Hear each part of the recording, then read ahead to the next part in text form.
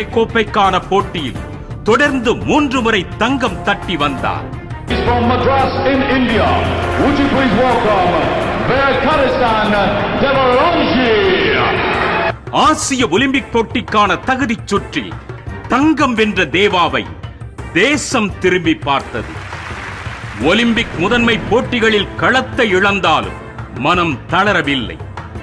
பாங்காங்கில் நடந்த உலக குத்துச்சண்டை கோப்பைக்கான போட்டியில் வெண்கலம் வென்ற தேவா அந்நிய மண்ணில் பதக்கம் வென்ற முதல் இந்திய குத்துச்சண்டை வீரன் என்ற பெருமையோடு உலக தரவரிசையில் 3வது இடத்தையும் பெற்றார். உரை தழுவிய முட்டி எதிராளியின் முகத்தில் இடியை இறக்குவதற்கான தருணம் வரை தேவா அடவு கட்டும் அழகு காண கிடைக்காத நடன காட்சி என அப்போதைய ரசிகர்கள் சிலாகித்தனர்.